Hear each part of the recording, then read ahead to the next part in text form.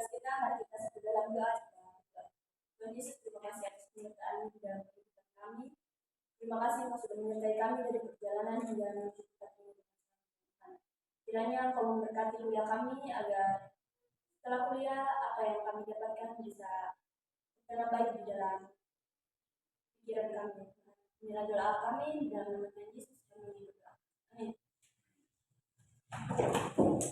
Shalom, selamat pagi. Terima kasih atas kesempatan yang diberikan kepada kelompok kami, kelompok 4, untuk memaparkan tentang manajemen sumber daya alam di dalam lingkungan perusahaan. Namun sebelum itu, perkenalkan saya Tesia Ahmadudin sebagai moderator. Saya Yolanda, saya dari ini, saya juga tanpa mengurangi waktu, mari kita melangkah ke materi yang pertama yang akan dipaparkan oleh saudari Yolanda.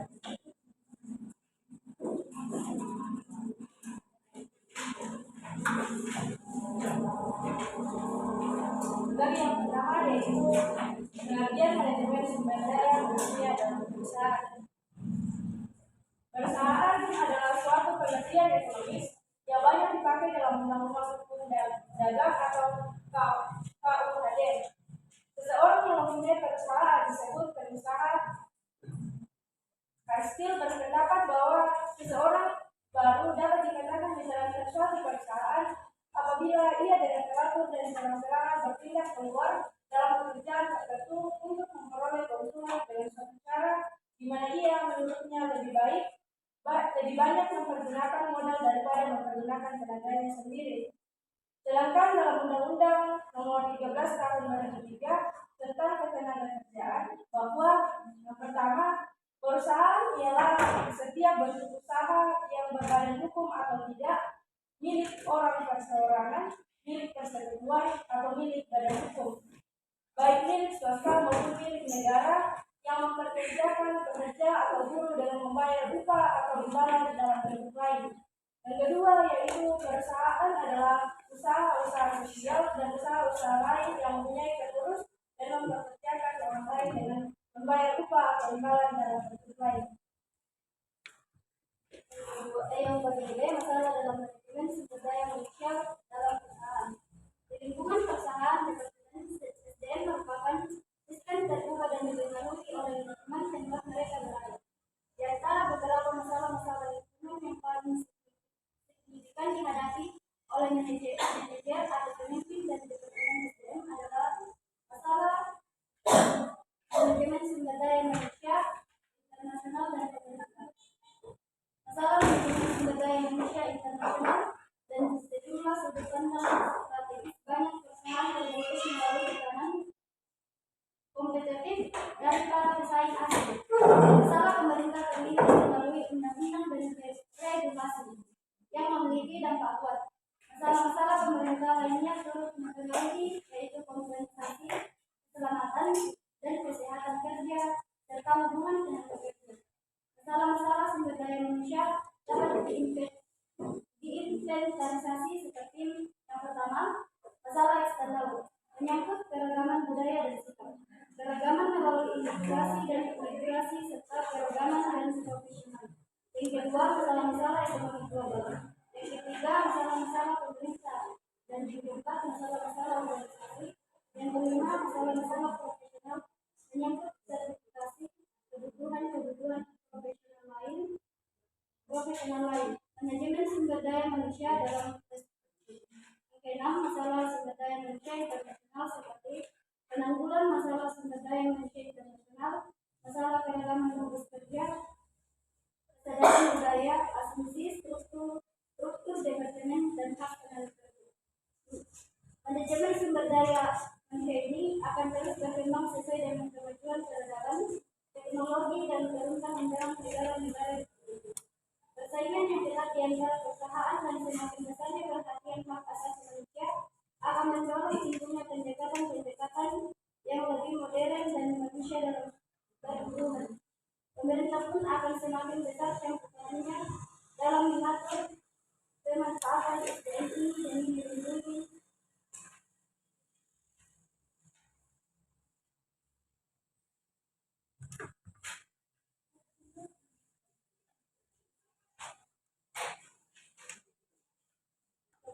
bagian C yaitu tujuan manajemen sumber daya manusia dalam perusahaan.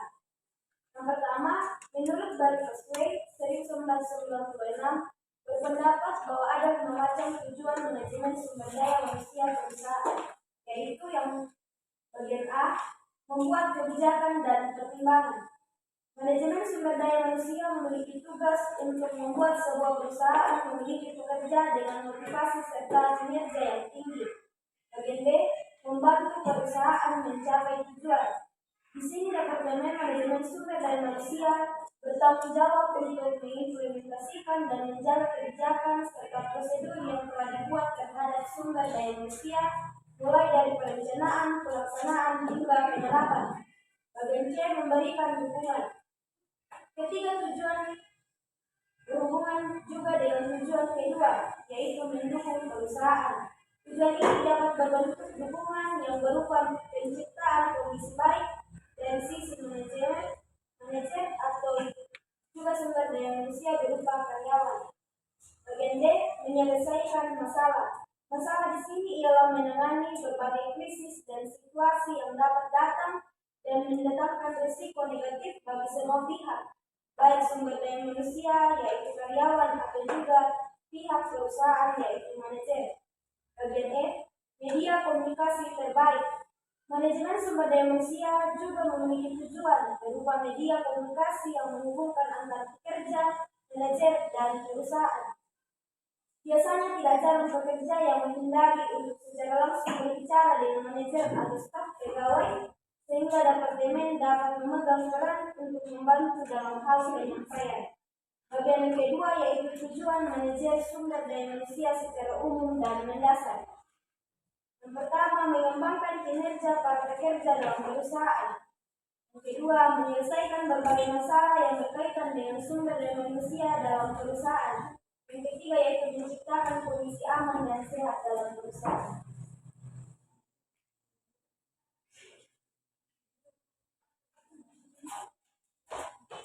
Bagian D yaitu tahap dalam manajemen sumber daya manusia dalam perusahaan.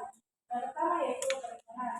Pada tahap awal, visi manajemen SDM adalah melaksanakan perencanaan mengenai SDM pekerja atau karyawan. Merencanakan tenaga kerja yang dibutuhkan atau karyawan perlu diperhatikan agar sesuai dengan spesialisasi yang diperlukan oleh perusahaan. Perencanaan sumber daya manusia juga diperlukan supaya proses pencapaian tujuan perusahaan dilaksanakan secara efektif dan efisien. Yang kedua yaitu pengorganisasian. Setelah dilakukan perencanaan pada perusahaan, langkah selanjutnya adalah dilaksanakan pengorganisasian. Fungsi dari pengorganisasian ini adalah merancang susunan dalam berbagai posisi dalam perusahaan seperti jabatan, personalian, dan berbagai faktor lainnya agar mencipta sinergitas dalam perusahaan. Yang ketiga yaitu pengarahan. Pengarahan terhadap karyawan dilakukan dengan tujuan agar semua karyawan mau bekerja sama dalam proses pencapaian tujuan perusahaan bersama dengan tujuan setiap karyawan. Yang keempat yaitu pengendalian. Aktivitas mengontrol atau mengawasi setiap kinerja dan setiap karyawan mampu manajer untuk tetap berjalan pada kebijakan perusahaan pada pencapaian tujuan. Kegiatan pengendalian untuk meminimalisir terjadinya penyimpangan. Yang kelima yaitu pengembangan. Pengembangan adalah proses untuk meningkatkan pengetahuan dan kemampuan teoritis, teknis, membuat konsep serta sikap pekerja dengan program pendidikan dan pelatihan yang diadakan oleh perusahaan. Yang keenam yaitu kompensasi. Kompensasi merupakan kompensasi atas jasa bagi karyawan yang berprestasi. Balas jasa dapat berupa bonus, kenaikan gaji maupun promosi jabatan. Fungsi manajemen sumber daya manusia yang satu ini dapat dijadikan motivasi untuk menaikkan kinerja karyawan. Yang ketujuh yaitu pengintegrasian.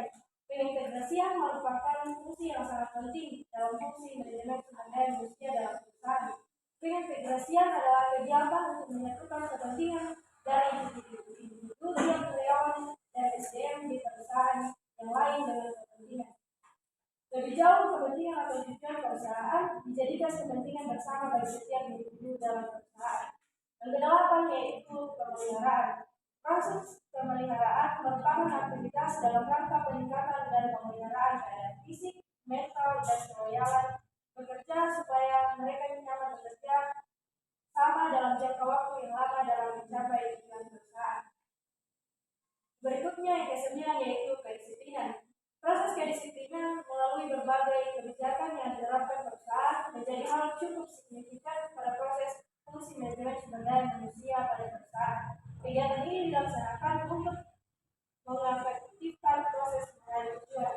Ke-10 yaitu pemberhentian atau lebih dikenal dengan pemutusan hubungan kerja terhadap karyawan diperlukan jika karyawan sudah tidak memenuhi ketentuan yang ditentukan perusahaan.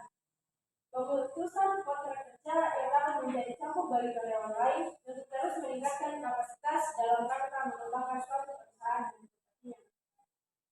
Yang terakhir yaitu penilaian. Penilaian adalah upaya menilai prestasi dengan tujuan peningkatan produktivitas karyawan maupun perusahaan. Penilaian kinerja biasanya merupakan proses tahanan di mana kinerja dan produktif karyawan dinilai dengan serangkaian standar yang telah ditentukan. Penilaian kerja yang sangat penting tidak hanya karena merupakan faktor penentu kenaikan dan promosi upah karyawan, tetapi jika karena dapat menilai keterampilan, kekuatan, dan keterangan karyawan secara. PT Pertamina antara perusahaan Bank Sentral Asia Tbk dan PT Pertamina Persero. Yang pertama, Bank Sentral Asia Tbk. Bank Sentral Asia Tbk atau disingkat BCA adalah bank swasta terbesar di Indonesia. Bank ini didirikan pada tanggal 21 Februari 1957 dan sekarang menjadi bagian penting dari Istana Negara. Sekarang bank ini dimiliki oleh salah satu produsen rokok terbesar keempat di dunia. Yang bagian B, tujuan manajemen Bank Sentral Asia Tbk. Yang pertama, menambah pengetahuan dan meningkatkan kinerja para karyawan Bank BCA. Dan yang kedua dapat mengatasi tuntutan masalah yang dihadapi oleh BCA. Dan yang ketiga dapat memberikan poin plus bagi karyawan dan dapat meraih prestasi yang bagus dari Bank BCA. Yang kedua, PT Pertamina Persero. Pengertian PT Pertamina Persero yaitu perusahaan minyak dan gas bumi milik negara Indonesia. PT Pertamina Persero didirikan pada tanggal 10 Desember 1957. Pertamina bertanggung jawab atas kegiatan eksplorasi, produksi, pengolahan, distribusi, dan pemesanan minyak gas bumi serta produk-produk turunannya di Indonesia. Tujuan PT Pertamina Persero yaitu bertujuan untuk memastikan ketersediaan energi yang andal dan berkelanjutan bagi masyarakat di Indonesia. Tujuan ini meliputi menjalankan kegiatan eksplorasi dan produksi minyak gas bumi dan mempertahankan cadangan energi nasional. Dan yang kedua, memproses minyak mentah menjadi berbagai produk energi seperti bahan bakar minyak, bahan bakar gas, dan elektro minyak. Dan yang ketiga, mendistribusikan dan memasarkan produk energi ke seluruh dunia.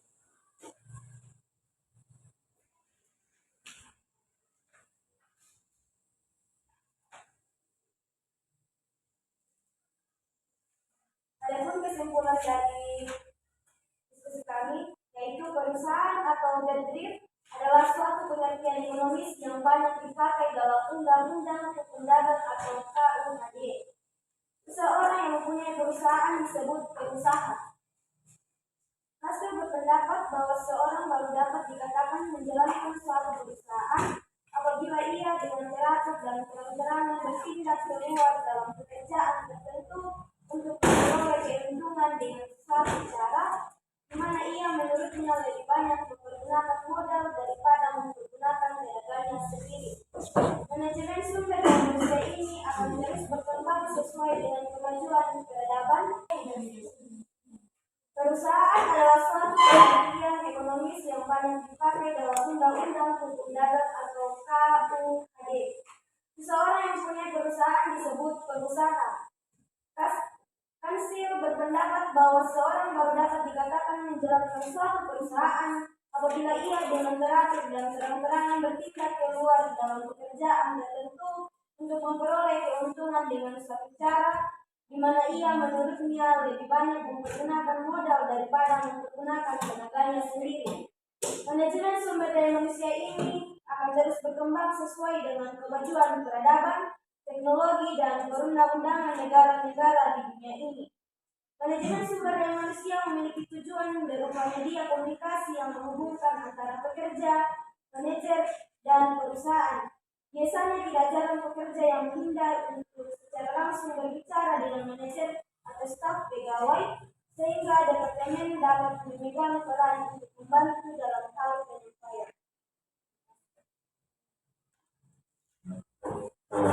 Kemudian pemaparan dari kelompok kami, silakan teman-teman memberikan pertanyaan, dan kami hanya memberikan satu orang satu pertanyaan dan hanya 5 orang menanya.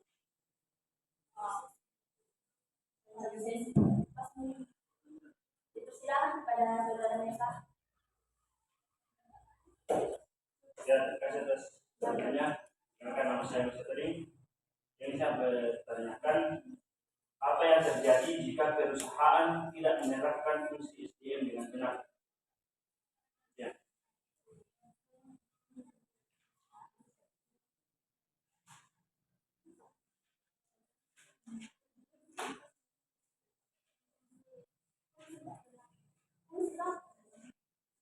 Tidak menerapkan SDM.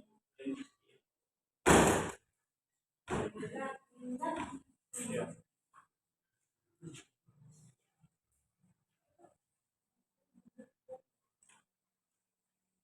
Pada saudari Desi, silakan.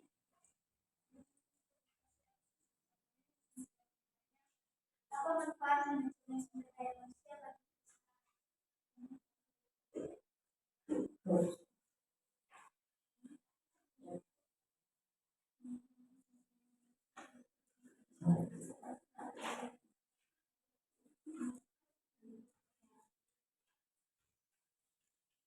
bagi silakan kepada saudari Elvin.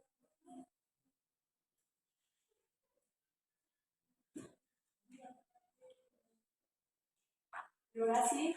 Bagaimana perusahaan mengelola manajemen sumber daya?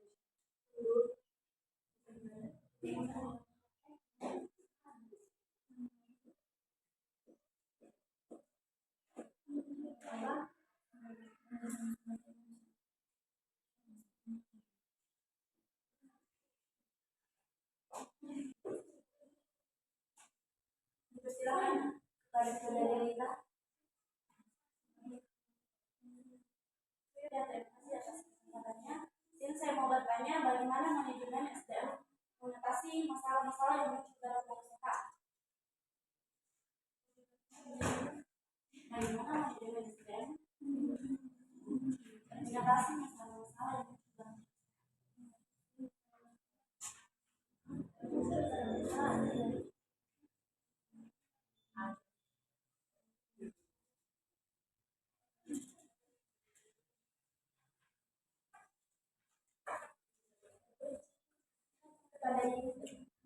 kepada saudari Selvin, dipersilakan.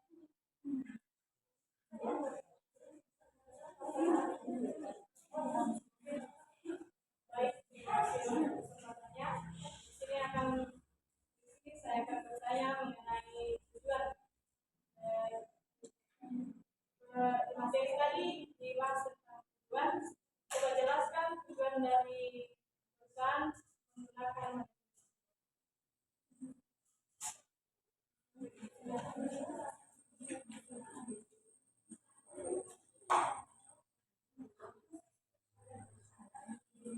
Tujuan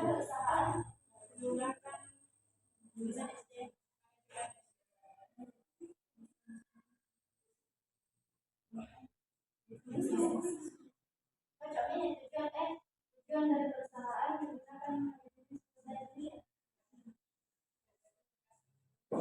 kepada saudari Veronica, silakan. baik, terima kasih atas kesempatan yang diberikan. Saya mau bertanya di sini, bagaimana cara kalian menyelesaikan masalah dari kedua perusahaan ini dengan menggunakan tahapan manajemen? Bagaimana juga perencanaan kalian jika perencanaan yang telah kalian rencanakan tidak terrealisasi? Apakah kalian memiliki perencanaan yang lain? Kalau ada, bisa di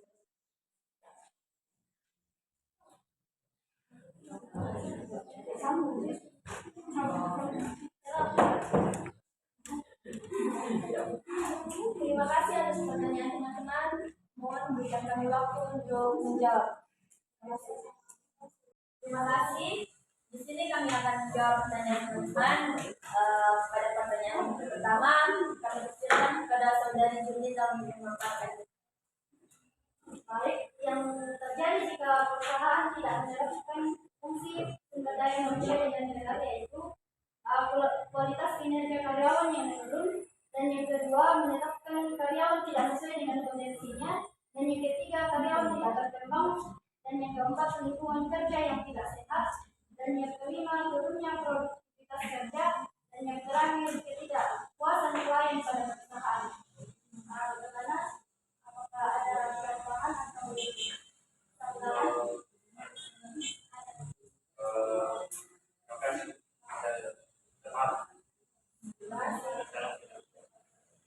Kepada pertanyaan kedua, kami persilakan kepada saudari Indri untuk memaparkan.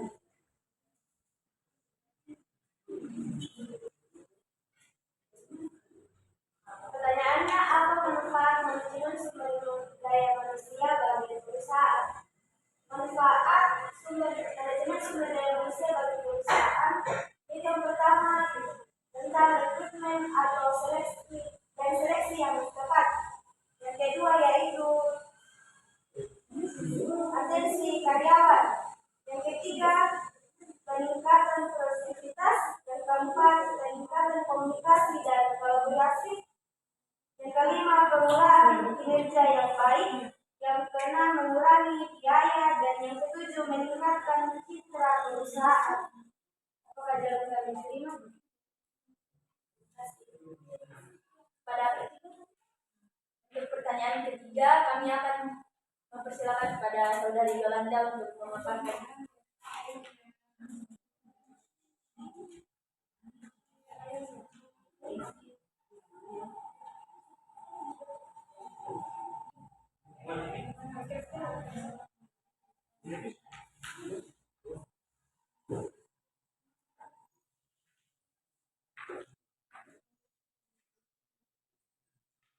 Pertanyaan dari saudari Yolanda, bagaimana perusahaan mengelola manajemen sumber daya manusia? Yang pertama yaitu perencanaan SDM. Kemudian yang kedua yaitu pengadaan SDM, dan yang ketiga yaitu kompensasi, yang keempat yaitu manajemen kerja dan pekerjaan. Kemudian yang kelima yaitu pendidikan.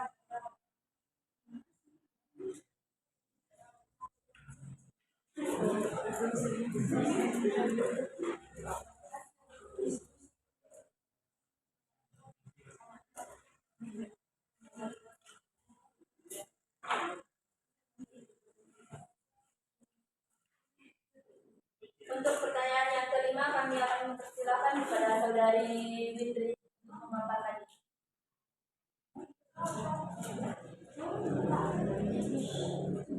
Pertanyaannya, tujuan dari perusahaan menggunakan manajemen sumber daya manusia.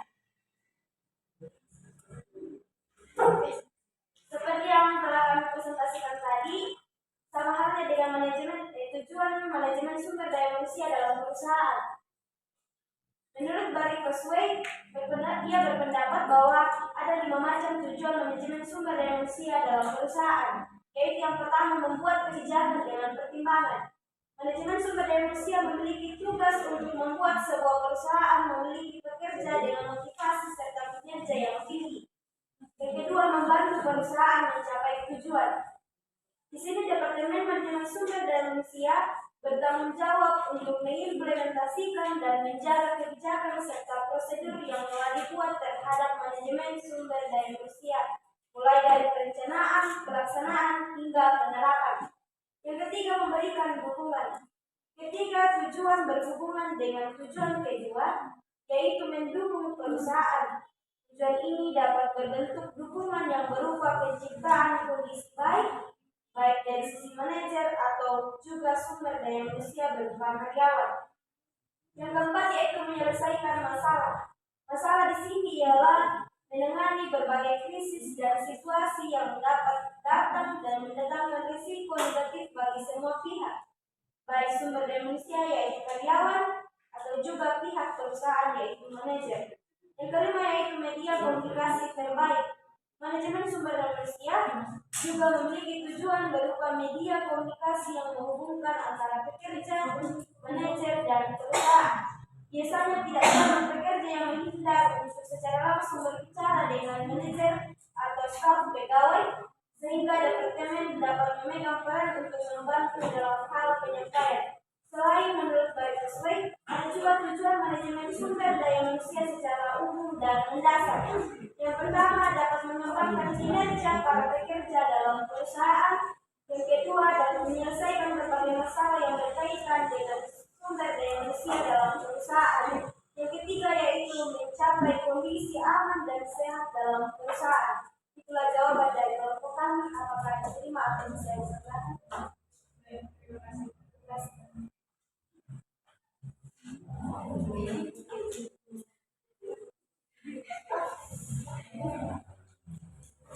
Untuk pertanyaan selanjutnya, katakan dalam pertanyaan yang hampir sama, mengatasi dan menyelesaikan masalah, sehingga kami akan menyatukannya di dalam jawaban.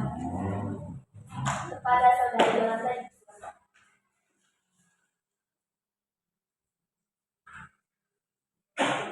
Bagaimana SDM mengatasi masalah yang dan bagaimana cara menyelesaikan masalah kedua perusahaan dan bagaimana SDM jika perencanaan kalian tidak terrealisasi dengan baik, apakah kalian memiliki perencanaan yang baik untuk mengantisipasi masalah tersebut? Tentu dalam ketika perencanaan itu tidak terrealisasi, tentu sebuah perusahaan itu memiliki perencanaan yang baik. Tentu tidak hanya memiliki satu perencanaan. Yang harus kita lakukan dalam mengantisipasi masalah tersebut yaitu pertama, kita menganalisis penyebab permasalahannya dari awal hingga akhir. Kemudian yang kedua yaitu perbaikan perencanaan. Setelah kita mengetahui akar dari permasalahan, kita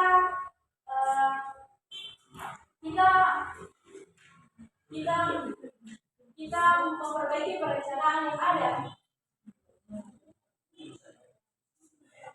Baik itu merevisi perencanaan dari awal atau permasalahan yang lain. Kemudian yang ketiga yaitu rekrutmen dan pelatihan. Jika masalah itu berhubungan dengan manajemen sumber daya manusia yang tidak memadai, langkah selanjutnya adalah mempertimbangkan rekrutmen yang ada. Kemudian yang keempat yaitu mengembangkan karyawan. Setelah kita melakukan rekrutmen, kita mengembangkan karyawan. Ini semacam pelatihan yang dilakukan kepada karyawan yang sudah kita rekrutmen. Kemudian setelah kita melakukan pengembangan terhadap pekerjaan atau karyawan tersebut, kita kembali melakukan evaluasi. Jadi itu tidak langsung meninggalkan pada saat yang sudah dilakukan pengembangan, kita masih mengevaluasi atau memantau perkembangan dari karyawan tersebut. Apakah ada tanggapan? Saya sedikit. Terima kasih atas jawabannya. Yang saya pertanyakan, jika perencanaan yang kalian lakukan tidak terrealisasi, apakah kalian memiliki perencanaan yang lain untuk mengatasi perencanaan yang bisa timbul jika perencanaan yang kalian rencanakan itu tidak terrealisasi? Perencanaan yang lain? Bukan. Ya, pertanyaan saya yang awal tadi memang menyelesaikan. Bagaimana cara kalian menyelesaikan persoalan yang terjadi pada dua perusahaan tersebut dengan menggunakan tahapan-tahapan manajemen. Itu toh? Terus jika perencanaan yang telah kalian rencanakan tidak terrealisasi dengan baik, apakah kalian memiliki perencanaan yang lain? Situ. Sebelum melakukan perencanaan, di dalam rapat perencanaan itu harus sudah ada dua planning. Jadi ketika mungkin tidak berharap akan gagal di dalam planning A, kita juga harus mengantisipasi dan berjaga-jaga sehingga harus mempunyai planning B. Dan apa perencanaan kalian? Itu di planning B itu. Kembali ke versi masalah yang contohnya kalau kita kembali mengidentifikasi masalah apa yang menyebabkan planning A ini tidak terrealisasi. Kita kembali mengidentifikasi masalahnya sehingga kita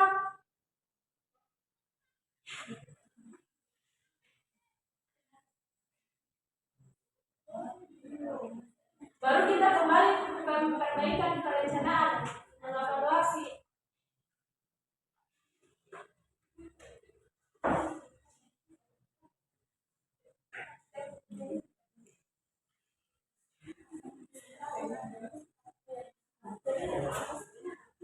Ya, saya tambahkan, jika planning A itu tidak terrealisasi, seharusnya kita melakukan planning yang kedua.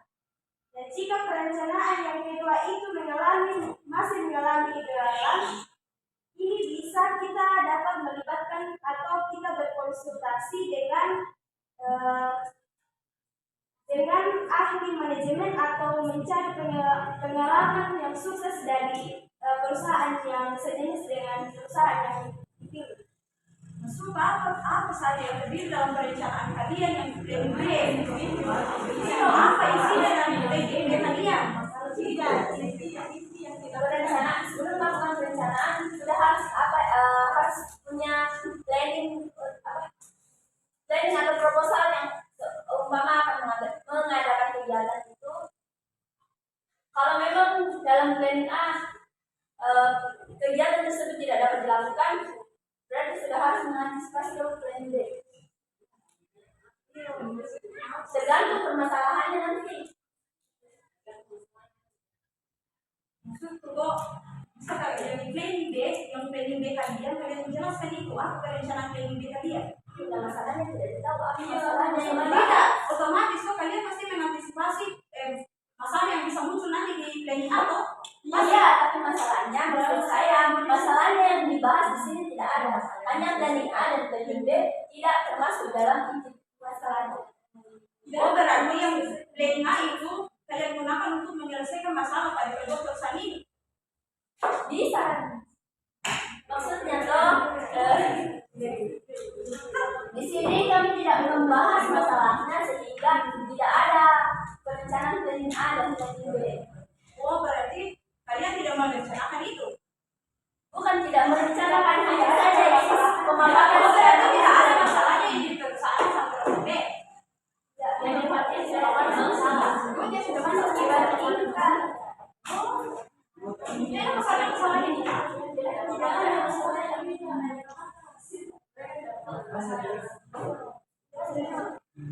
jadi saya bahas ada masalah ini. Di sini ada kejadian, tapi kami tidak ada masalah di mana tidak ada. Yang bisa menasihatkan untuk planning B, dia tidak punya masalah yang tidak menasihatkan untuk planning B. Dia sih.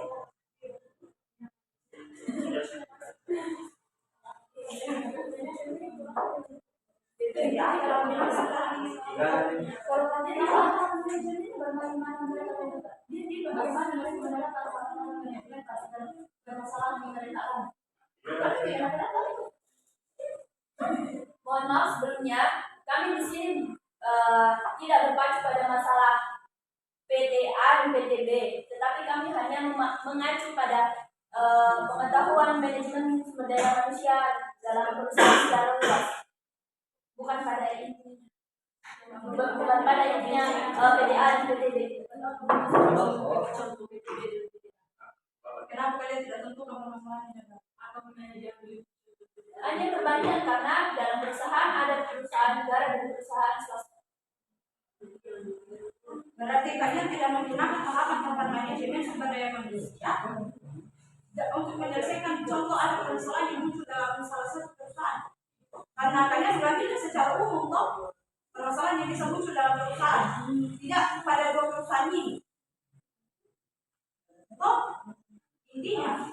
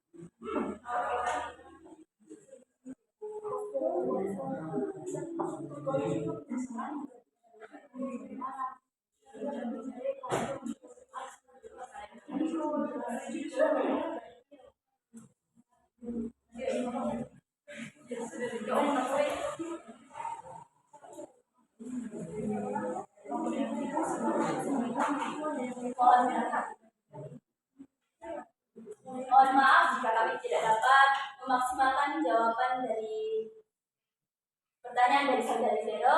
Tetapi jika teman-teman ada yang ingin menanggapi atau memberikan jawabannya, dipersilakan. Jika teman-teman ada yang bisa membantu kami dalam menjawab pertanyaan dari saudari Vero, dipersilakan. Menurut yang saya dengar tadi, kan perencanaan di planning A memang sudah ada, dan perencanaan di planning B, bagaimana kalian mengatasi permasalahan?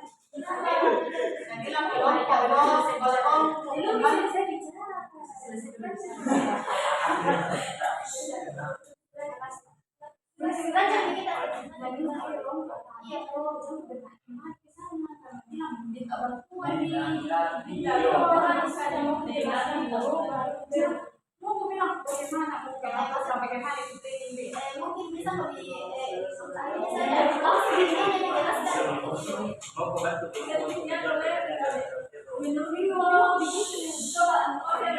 berikan contoh permasalahan dan cara penyelesaiannya pasti ditemukan tuh permasalahannya tuh. Tapi kan saya yang pokoknya di Vero jadi susah untuk didapatkan ketika ada memang masalah. Jadi mereka mengangkat toh masalah yang terjadi pada perusahaan. Kan perusahaan di sini besar toh. Terus apa masalah kedua perusahaan yang mereka angkat? tidak akan mungkin tidak ada toh perusahaan ini. Jika ada permasalahan yang dia dapat di perusahaan umum tadi, tidak akan mungkin kedua perusahaan ini tidak ada permasalahan di dalam. Toh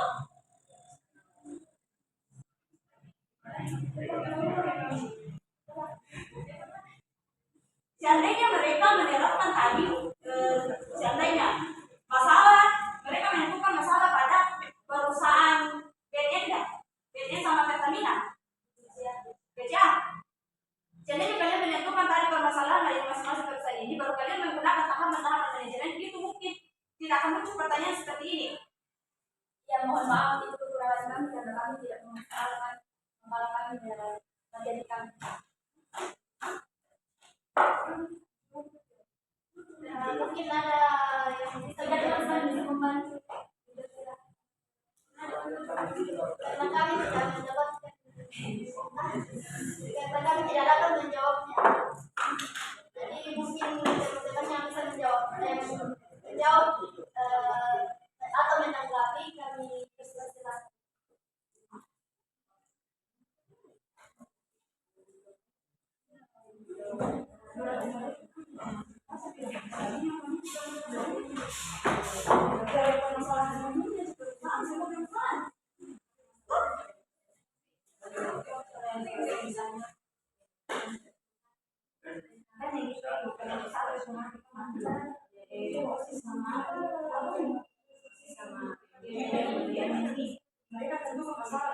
Bisa lah teman-teman.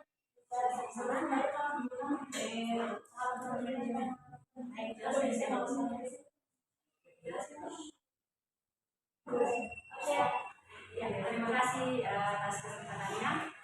Di sini saya mau kasih contoh satu masalah yang muncul dalam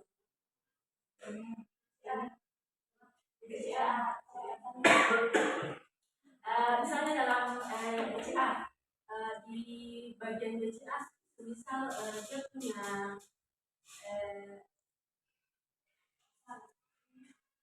ada masalah di bagian di keuangan, terus claiming A ini tidak sesuai dengan tidak sesuai dengan yang kita harapkan. Mungkin bisa dilakukan pembinaan di planning B. Kita bisa menyiapkan pembinaan untuk di bagian keuangan itu. Misalnya kita bikinkan pelatihan, begitu. Bagaimana? Ya, itu masalah lain lagi. Kan itu masalah yang pasti. Kalau dia hilang uangnya itu berarti sudah menjadi tanggung jawab yang menghilangkannya. Tanggung jawab karena itu memang sudah menjadi tanggung jawab dia. Jadi contoh salahnya ini pasal keuangan.